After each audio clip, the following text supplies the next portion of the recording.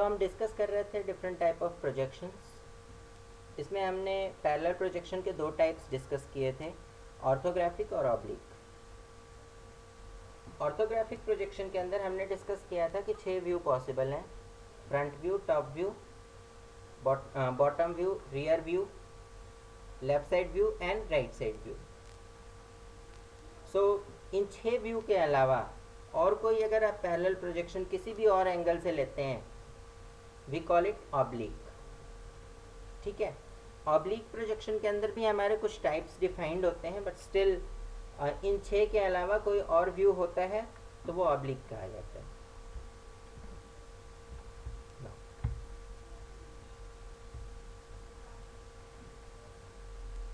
Orthographic की बात करें तो it can also be called orthogonal projection.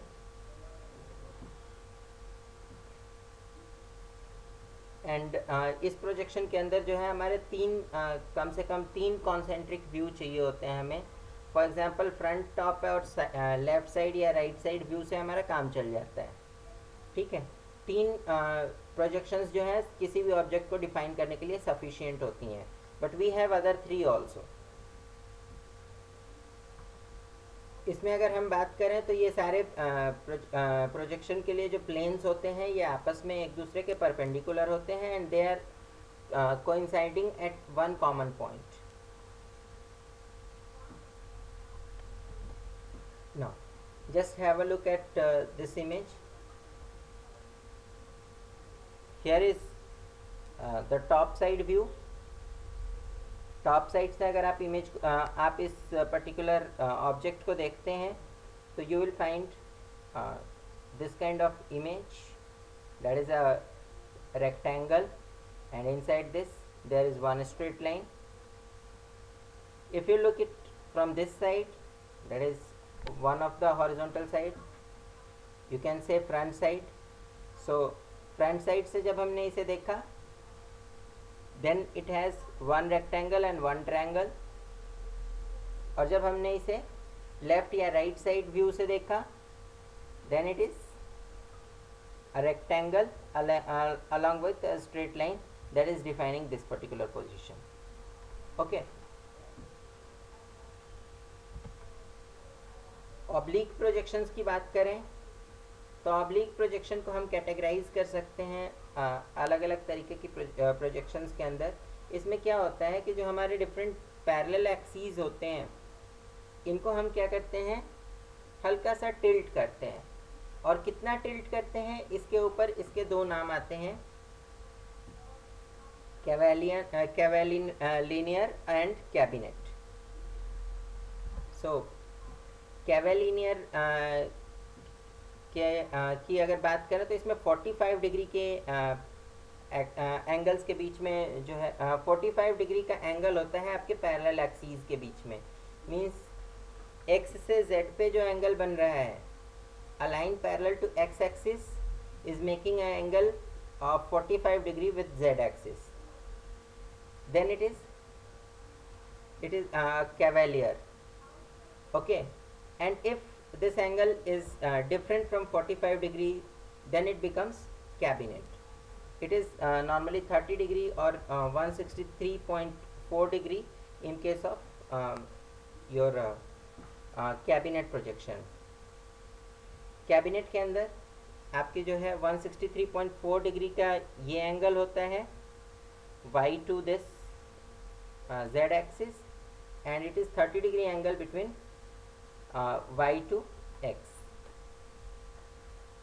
now अगर दोनों के ही कैलकुलेशन पार्ट की बात करें तो here you see orthogonal projection और इसके बीच में अगर हम डिफरेंस देखते हैं तो there are two angles, one is alpha and another one is beta.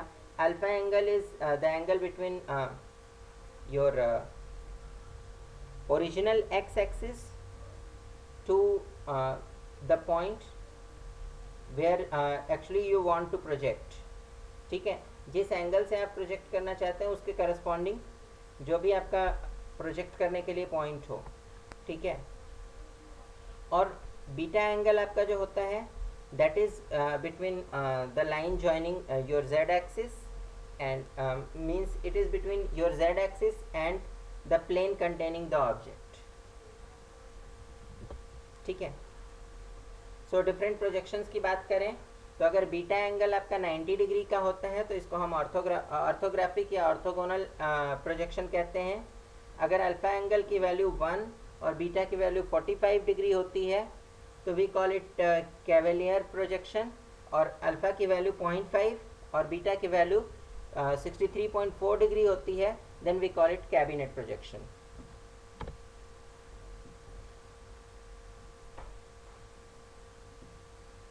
Now, oblique projections, oblique parallel projections.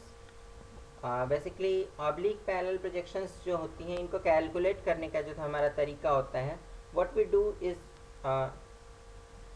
we calculate with the help of angle alpha and angle beta, and here you see what actually we do is we rotate the object up to certain angle and then we remove the z axis. Here you see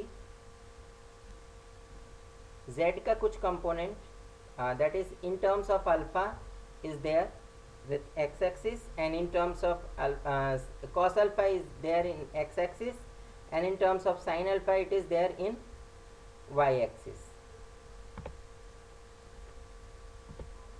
Now let's understand 3D transformation. हमने पहले discuss किया था 2D transformation. 3D के अंदर कुछ extra आ गया, एक coordinate extra आया है. वहाँ हमारे पास XY हुआ करता था, यहाँ हमारे पास Z और आ गया है. ठीक है. Normally we use right hand coordinate system.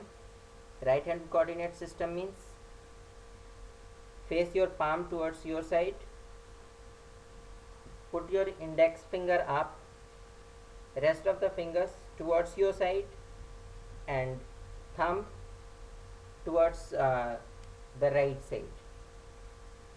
Your thumb is defining that where x-axis is positive, your index finger is defining about y-axis, and rest of the fingers are defining for z-axis, that which side z-axis is positive. Differences कहाँ आएंगे? Translation होता था तो उसके अंदर change आएगा. In translation matrix we have studied difference change in x and change in y, but there is change in z also. एक नया टर्म ऐड हो गया, change in z. now इसी तरीके से स्केलिंग की बात करें तो स्केलिंग में sx, sy, इसके बाद नया टर्म आया sz and then 1. Okay. Mirror reflection की बात करें तो क्या होगा? मिरर रिफ्लेक्शन अब तक क्या होता था? अबाउट एन एक्सिस होता था. ठीक है. अब क्या होगा? अबाउट अ प्लेन होगा. In case of 3D it is about a plane instead of about a axis. ठीक है. इसलिए जो माइनस साइन लगेगा वो कम से कम दो जगह लगेगा. x और y पे लगेगा तो xy प्लेन के अबाउट रिफ्लेक्शन हुआ. y और x और y पे अगर पॉजिटिव रहा और z पे माइनस लगा तो इट इज़ अबाउट xy. अगर yz सही रहा, 1 रहा और x की वैल्यू -1 हुई then it is about yz axis. अगर z और x कांस्टेंट रहा, y की वैल्यू नेगेटिव हुई तो about xz axis. So here we can take mirror reflection about these 3 axes. other than these अगर किसी और के about लेना है तो आपको उस हिसाब से रोटेशन करके फिर किसी न किसी एक प्लेन को उसके अलाइन करना पड़ेगा. now रोटेशन के टाइम में हमको एक एक्सिस चाहिए होता है.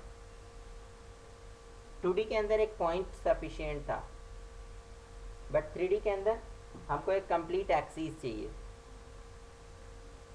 हमने अगर एक्स एक्सिस को कांस्टेंट माना और एंगल्स का मेजरमेंट z और y के बीच में किया तो it is rotation between y to z okay. इसी तरीके से अगर हमने z को अगर कांस्टेंट माना हुआ है और x और y के बीच में रोटेशन कर रहे हैं, तो you can find it is z axis के अबाउट रोटेशन है. You can find x and y are changing. Here you can see y and z are changing. Here you can see z and x are changing because this rotation is about y axis. Now the question is कि क्या अगर तीसरे किसी axis के about मतलब किसी और चौथी लाइन के अबाउट अगर होता है रोटेशन, तो हम उसको नहीं कैलकुलेट कर सकते. कर सकते हैं हम. एक्चुअली उसे दो कंपोनेंट्स में ब्रेक करेंगे. One component is broken for X axis rotation and then is for Z axis और वाई एक्सिस को कांस्टेंट लेकर के रोटेट कर देंगे. So it becomes two rotations simultaneously. Rotation about arbitrary point, arbitrary axis.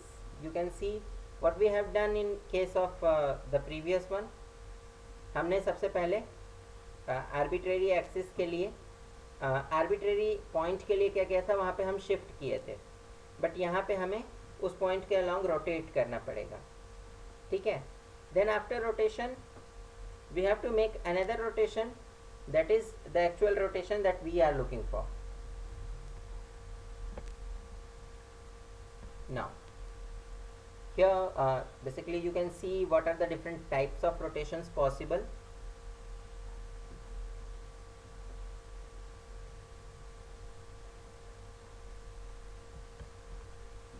Now अगर हम composite transforms की बात करें, तो composite transforms can be of so many types here.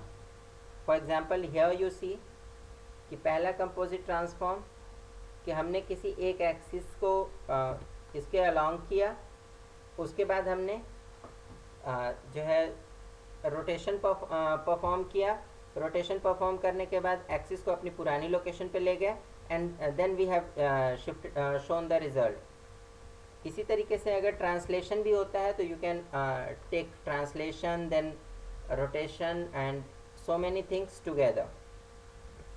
As we have done earlier in 2D, it is in the same way in 3D also. Now there is one question for you, that enlist all the projections, whatever the projections we have discussed in this session, and secondly enlist matrices for different type of transformations. That's all for now. Thank you.